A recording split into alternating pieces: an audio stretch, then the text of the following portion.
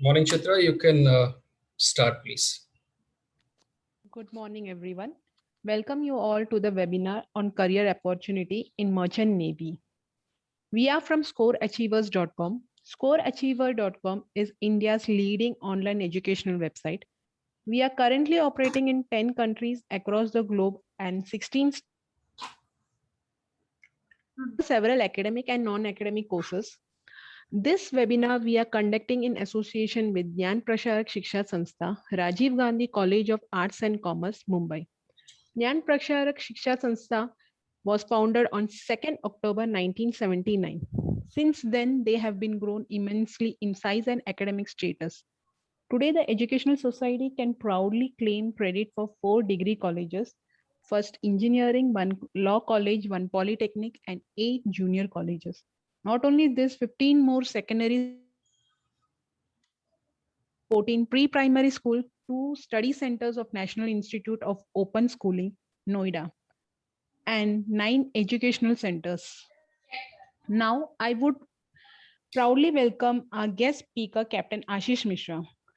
Ashish Mishra is currently working as training manager at Great Eastern Shipping Company Limited.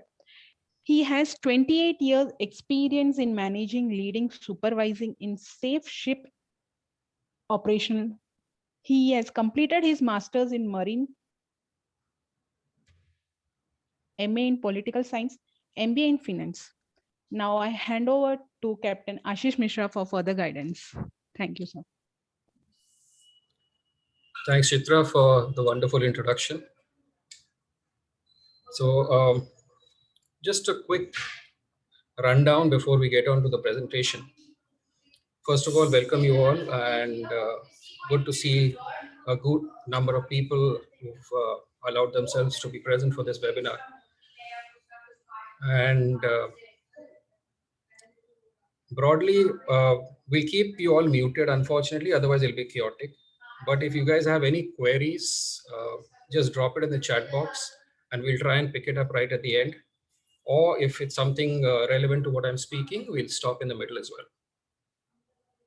So very quickly to reintroduce myself, I started off in Merchant Navy at the age of 18.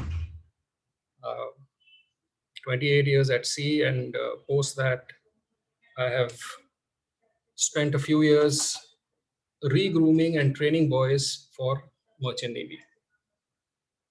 And unfortunately, the common impression that the world has of Merchant Navy is that you get to earn a lot of money. And that's interesting. And the other impression everyone has is from the movie Titanic. So let me first break all the myths before we move on to actual career. So I'll start with a small presentation, and thereafter we take it from there with any question, answers, and anything else that you guys may want to have.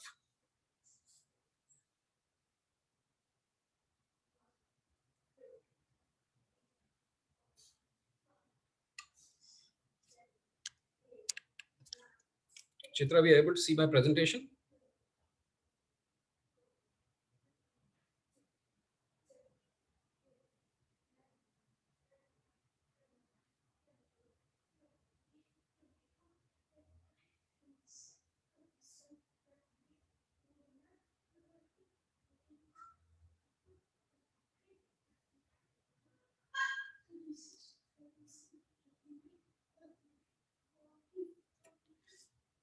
So I'm hoping that you all are able to see the presentation. First of all, let's segregate the two elements of career and passion. So primarily, Merchant Navy, yes, it's a wonderful career. But more importantly, if you don't have a passion, if you don't have a liking for the job, you will find yourself in a place where you want to quit very soon. And just like any other specialized industry, a lot goes in terms of money and time before you actually start earning. This webinar will focus on exposing you all to what the industry has to offer and how exactly to enter, the eligibility. Post which, if you guys have any queries, get in touch with me on my Instagram or my Facebook page, and I'll be happy to help you all.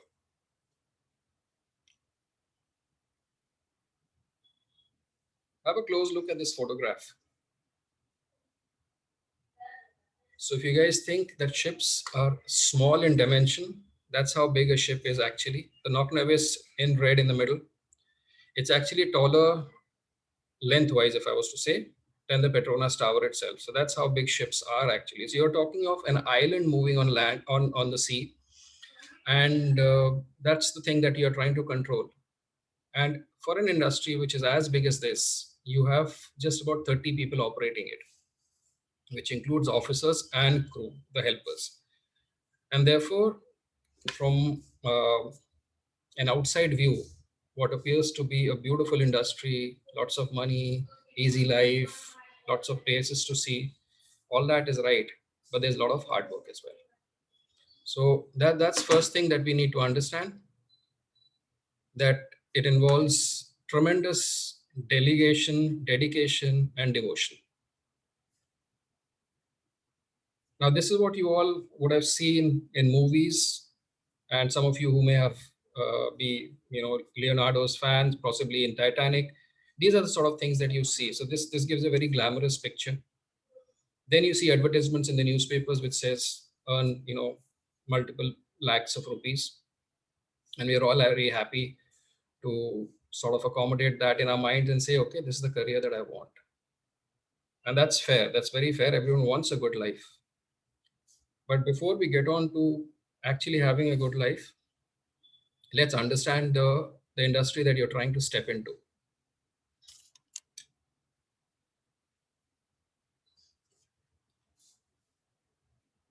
So how does the shipping world actually operate? Today, the goods that move, anything, whether it is petroleum, grain, pretty much anything that you can think of, starting from the toothpaste, toothbrush, up to your computers, cars, crude oil, petroleum, petrol, diesel, everything else. Everything moves through what is called a multimodal transportation system.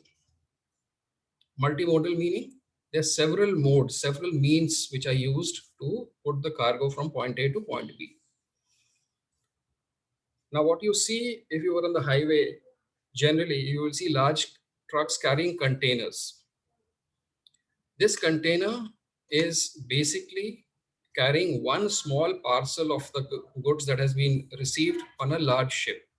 So it starts off from point A, where ships carry the cargo, reach point B, discharge that cargo, and then it is carried in smaller trucks, containers, road tankers, which bring it to the final destination. Behind all this movement is basic financial systems that work, which support and help this industry move. Because for any industry to move, the primary product is finances, the money that is required for it. And for that, you have a full team of chartering people who work to ensure that the ship has the cargo to carry from point A to point B, which is then handed over to the ship owners, saying that you've got a cargo to carry from point A to point B. The ship owner then gets the ship ready for it, brings it to the loading port, cargo is loaded, ship sets sail, takes it to the discharge port and unloads the cargo. So this is the basic broad process that happens behind what you see, your simple things like your rice or your toothpaste arriving at home. The dynamics works this way. Ships can be primarily categorized into 4 types. First is tankers. Tankers carry liquid cargo. So you will have crude oil tankers, product oil tankers. Product oil is essentially what we're talking about is diesel, petrol, kerosene, etc. Then you have chemical carriers or chemical tankers, which carry all sorts of chemicals, which are starting from your acids, alkali, even coconut oil, palm oil, all that is carried on ships. You have containers, which are a picture of what you are seeing right now. Bulk carriers, which is essentially lot loading but in dry form. So if you're carrying grains, that is carried in on a bulk carrier. And finally, you have passenger ships. Passenger ships further are categorized into two sorts. One, which is basically a luxury liner, a photograph of what you saw earlier. And the other is essentially ferries, which are used from basically for transportation. There is no other purpose. There's no luxury. There's no pleasure involved. It's just point A to point B traveling. So if you were to be traveling across the English Channel, you'll see tons of ferries moving right across, carrying people from point A to point B. If you are in at Gateway, you will have these ferries carrying people from there to various islands in the Bombay Harbor itself. Cargoes, I think I mentioned to all of you, just about anything under the sun is carried on the ships. So, interestingly, the most difficult cargo,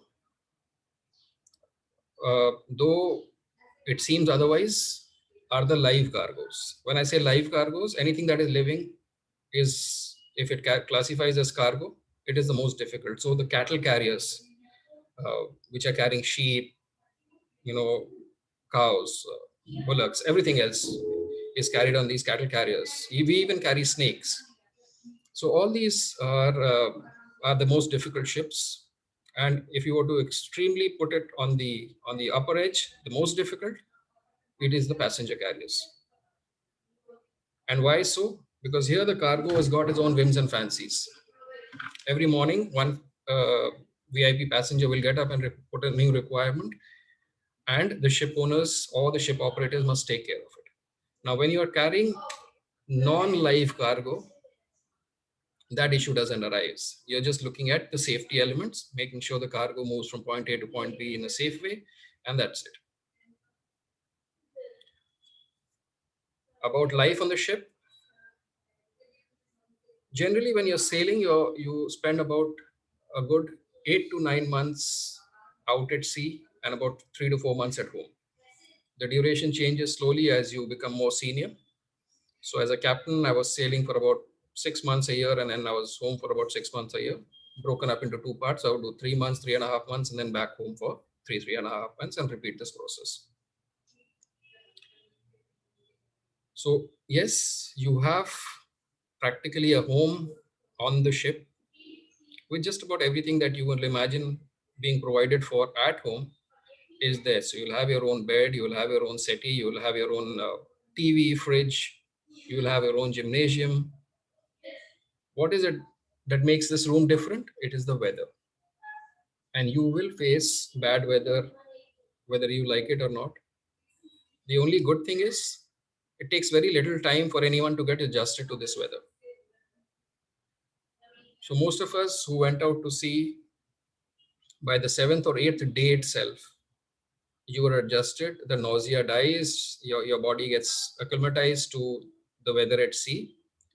Unless, of course, you have uh, extremely bad weather, in which case even the most seasoned sailors will have some problems despite having been around for some time.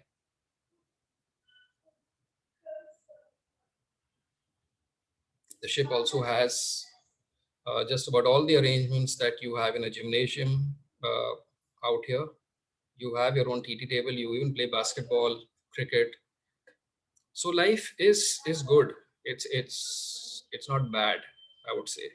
If not, you these days we are even providing internet, so you people are in touch with their the near dear ones on over WhatsApp video call.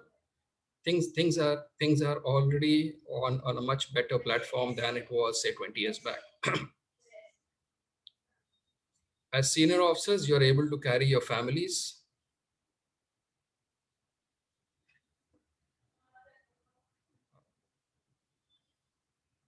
So that's an added bonus. My wife sailed with me for almost 6-7 years. I think she's seen more places than most people plan to see in their entire lifetime, just by the virtue of actually having sailed with me. Now let's get to the reality. what sort of work are we looking at here? I'll request everyone to keep their cameras off, please.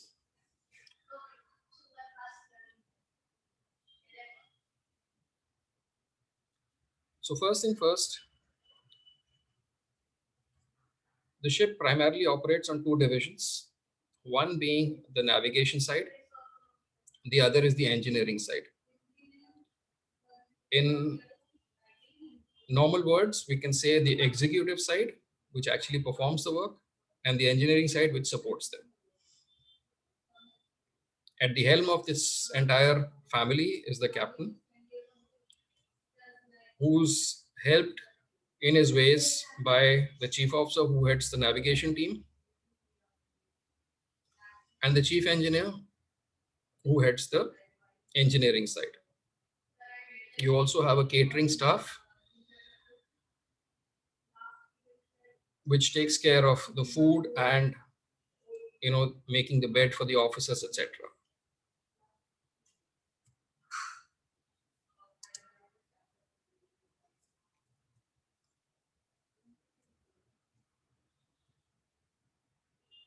Now have a close look at this photograph.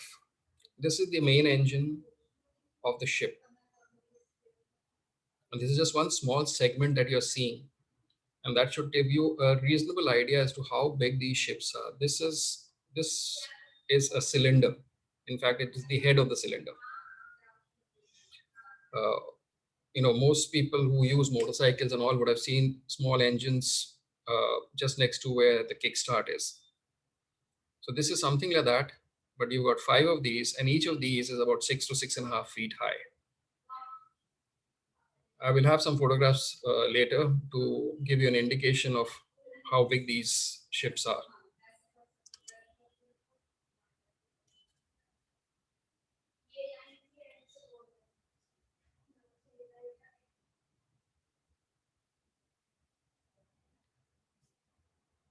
So while fun and games, money, work, all that is there, we do have some issues in the form of what we call collateral dangers or damages, issues that can arise while you're working at sea. Fire is primarily one of the biggest issues that we are bothered about.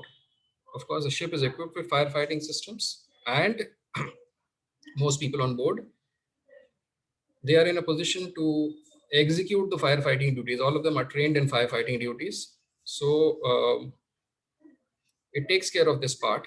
But yes, this is one of the dangers. The other, which you all must have seen in movies and read about it, is piracy. Piracy is becoming more and more rampant. Again, just like firefighting, we take precautions for these things. But it's not that it's a dead affair, it keeps rising. And to understand why piracy cannot be controlled, you will need to do a bit of reading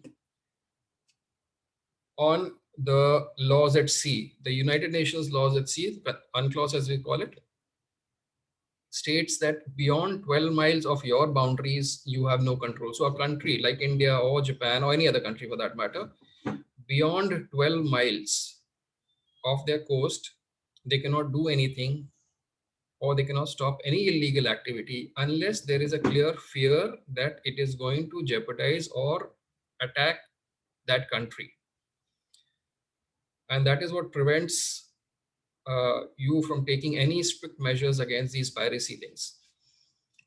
One of the added advantages here is that under the same UNCLOS, you have an arrangement where if the ship's captain requests for help, the navy of another country can provide that help. And that is how merchant ships navigate. They seek help from different navies, the official navies, and proceed through these piracy areas. But bear in mind that this is something that has become an integral part of merchant navy today, piracy, and you will have to be ready for this. And having told you much about merchant navy, let us look at how exactly would you plan your career. So you could decide between two streams, that is the engineering side or the navigation side. For both, the central planning or the central website that will help you navigate through all the information is listed here. Please make a note of this one, imu.edu.in or the Indian Maritime University. The Bombay campus is in Nerul or Seawoods basically. You have another campus in Chennai, likewise in Calcutta. Any authorized or legal institute providing training for Merchant Navy must be registered or approved by IMU. The central authority for all that, in other words, the government agency controlling all this is called DG Shipping or Directorate General of Shipping. Initially, I would suggest all of you get onto this website, navigate, try and find out more and more details. Make sure that any institute that you people pick up is approved through the Indian Maritime University and the Directorate General of Shipping. And anything otherwise, whether you talk of agents or institutes contacting you directly, is best avoided.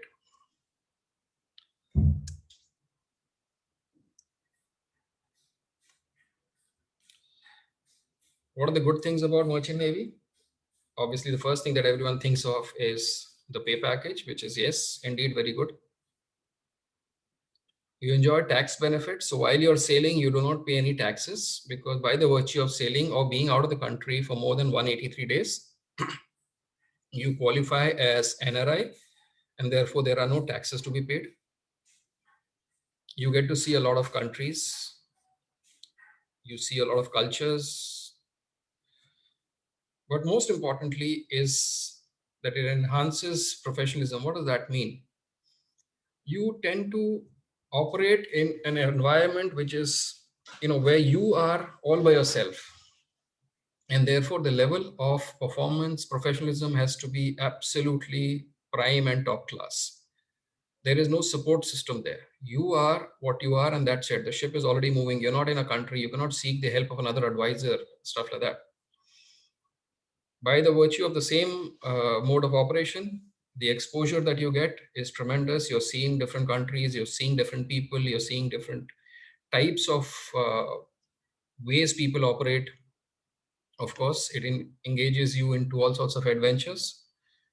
You'll have bad weather, you will see places. I've been bungee jumping, I've done skydiving. So you do have a lot of exposure to adventure. As far as qualification is concerned, it can be both ways, demanding and less demanding. When I say demanding, for a captain or a chief engineer, of course, you must have all the qualification that is required. But if you want to be at the bottom of the ladder, which is the workers, there's very little qualification that is required. The industry does run on a very regulated lifestyle because everything is bound by time. It's an industry which operates 24/7. So, you have to work by the clock. It's not that you can decide on a Sunday that you want to get up at 11 o'clock. There is no off days while you're on the ship. Ship operates 24/7, 365 days, in a year.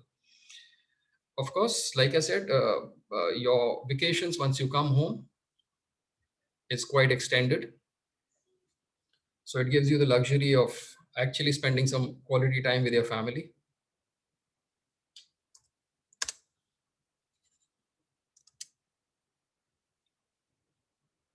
Just to elaborate on the options. So the Merchant Navy job mainly involves working in a variety of ships as officers, engineers, or ratings, which is called workers basically. 3 departments, like I told you here. And broadly, the navigation side is called the deck department. The engineering side is called the engine department, and the help support system, which is crew or the ratings. You must get into one of these shoes to start with. Please make sure that any institute that you select, you can of course go ahead into the website and select one of those, but do not fall prey to something which is not listed, not clearly spelled out on the IMU website. There is a good possibility that you will make a mistake. And if any doubt, what you must do is again get onto the chat system of the IME website and seek their help. As I said, I'm available in case you guys want to get in touch with me on Instagram. Drop a message to me. I'll share all the details once we finish. And of course,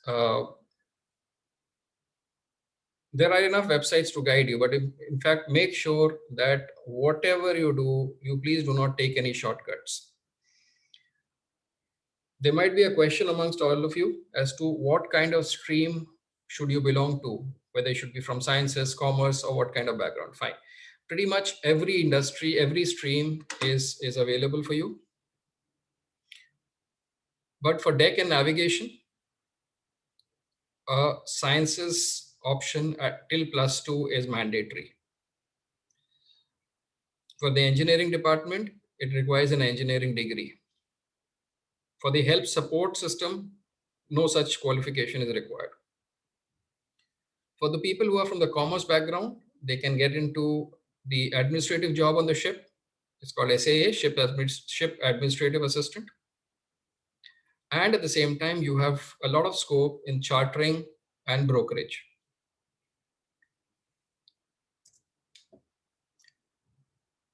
Just to tell you all about the certification part, the Merchant Navy, just like the airlines industry, has very specialized certification. And it means that the only agency which certifies you that you're capable of doing, say, a third officers or a second officers, there are various ranks on the ship, or a captain's job, are essentially people belonging directly from the government. The agency which certifies this is under the Ministry of Surface Transport. And I just mentioned the name. It is called DG Shipping, or Directorate General of Shipping.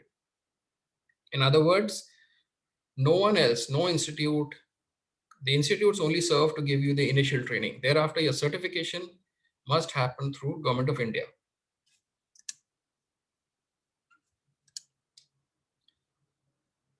Pretty much like any other industry, be it labor industry, dock labor, etc. Even this industry has unions supporting it, and you have welfare bodies which take care of you. Unfortunately, in India, the unions are not that strong. They are there to support you, but the support is not as good as what you have in, say, Europe, Australia, or America. And the kind of support that you can imagine in Australia, we've seen it, is tremendous. You almost feel as if I was to draw a parallel, it is like having a government job in India. That is the kind of support that you get from the unions in a place like Australia. Now, just like what I have done, I stopped sailing at the age of 40, and then I came ashore to sort of help the ships operate. I've been doing that for 5 years now. So it's not that you must continue to sail if you don't want to sail. You want to have a better family life. Your kids are growing, they can't sail with you. You might want to take something connected, but on the shore side. So you have several, OC options also. You can become a superintendent, you can get into training, chartering, etc. This photograph that you see on the side will give you a good idea as to how big things are on the ship. What you're seeing is the propeller, the fan that turns to move the ship. And you can see humans next to it. So that's how big the propeller is. The propeller blade each blade is bigger than, a human body. It's like 9 feet or 10 feet. So those are sort of dimensions that you're looking at when you talk of sailing. While these avenues, chartering, consultancy, and teaching, are more available once you come back after having sailed for some time. You could sail for 10 years and then look at these options. They are also available for starters also. Only thing is, you'll possibly start at a lower rank and then move up the ladder. While if you have sailed for 10 years, you come back as a master mariner or captain, you're likely to join, you'll have a lateral entry. And this is the site that you see every morning and evening. If you guys are open to this, this is the industry that is available for you. I'll stop sharing the screen and I'll take some questions. So I will share my Instagram ID. It is Captain Ashish Mishra. You guys can look for it. And please drop a line there.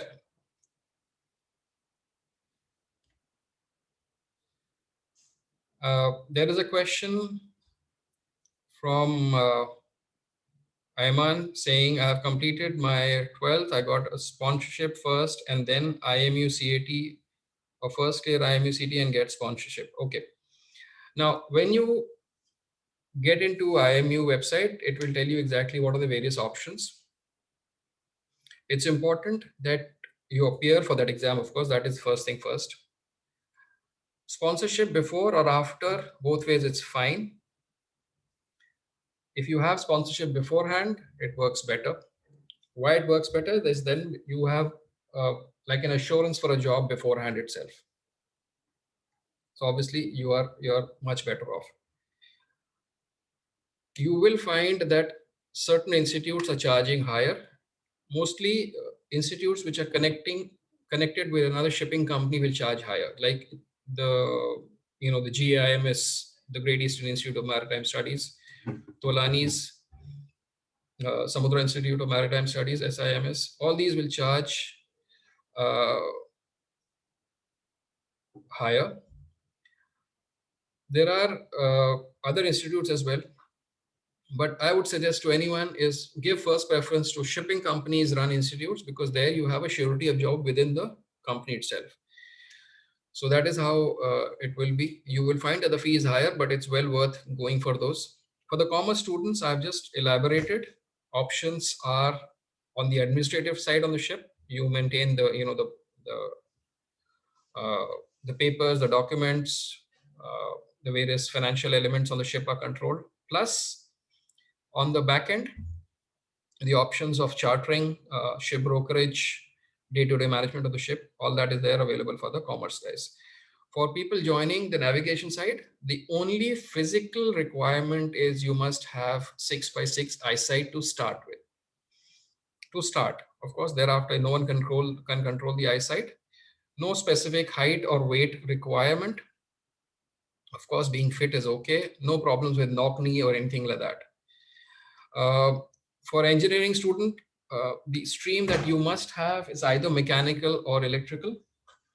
Any other stream will not actually be good for you to join Merchant Navy. For IT boys, I can just suggest that yes, within the industry, don't worry about my Insta account. I will share it with you guys. Don't worry. I'll share it with ma'am and she will put it on the WhatsApp group that you guys are in. So you can join, get in touch with me there. So like I said, as far as medicals is concerned, first thing first, for the deck side, 6x6 eyesight. For the engine side, there is no such requirement. Of course, physical disability, etc., unfortunately, will not help. So that part one can, if there is someone with a limb missing or something, unfortunately, no, we cannot have that, because that's going to be, you will become a burden on the ship when it comes to a safety part. And therefore, that is not really encouraged. At the same time, no other specific requirement. It's not like the military where you actually have to go through some specific, medical exercise. Having said that, it is equally important that you're medically fit. So if you've got a heart disease, which is going to be a burden on the ship, yes, they will not allow you. Okay, so that's broadly what it is as far as the medicals is concerned. I've told you all about how to decide about which stream you want to select. What is the process thereafter? All these institutes. So there is a common examination, of course, the common entrance test, CET. Thereafter, you will appear for that particular institutes. Like if you say you get selected for GEIMS, they will have their own parallel interview before putting you on board.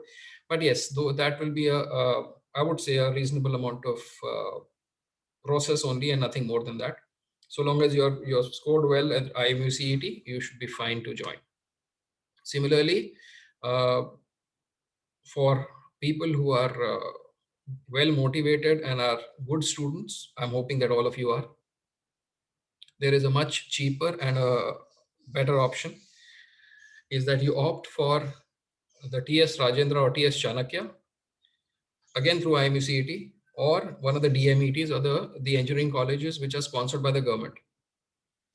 Those are definitely a lot less, the fee is a lot less, and for sure you are, you'll be better qualified than private institutes. Not to take it away from the private institutes, some of them are fantastic. But again, the government institute is giving you a BSc degree, and likewise on the other side, the engineering college DMET is giving you a BE mechanical specialized in marine. So you are having a degree even before you start with. That's the route I had followed. So I would suggest to anyone who feels motivated enough should take that route.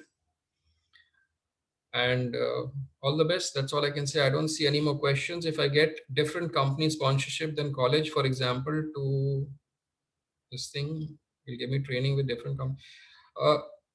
You'll be lucky if you get one company scholarship and sponsorship. And so yeah, if you normally the sponsorship and the institute, if the institute is run by the company, they will want their own sponsorship. Sorry. On the other hand, there are a lot of other institutes which do not have, which are not directly connected with another shipping company. So they will be okay with any sponsorship. But yes, sponsorship is important. So do make sure you are in touch with the shipping companies, because finally, it's just not the training that we are looking at. You need a job. You need to work finally. Okay. So Tolani is a good company. Executive is a good company. Great Eastern is a good company. Anglo Eastern is a good company. V-Ships is a good company. So you got some very good companies which are operating in this country, and try and look at the better lot so that you're sure. Because all said and done, at the end of the day, it's not only the training that you want. You want to work, and for that purpose, it's very important that your company which is sponsoring you is a robust, good company. Yeah. So all the best. I don't see any more questions coming. Uh, Anything relating to the academy, the process, everything is available on the IMU website. Please route yourself through that, and you will get every information that you need. Okay. So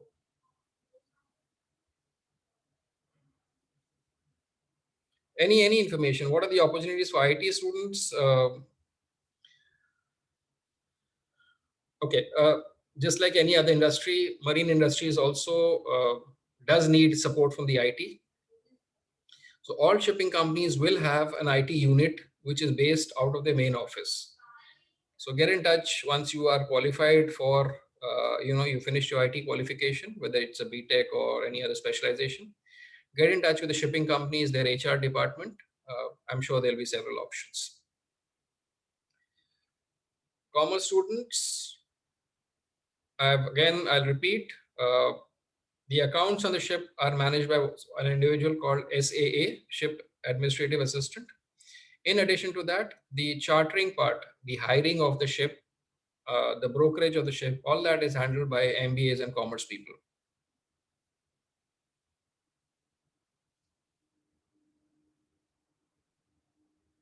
Ayman, I'm not sure of what academics are you looking at.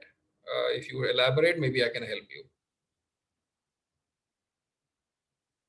I'll be sharing my Instagram details with Savita ma'am, and she will put it on the group for you people. Stay connected with that group till she puts it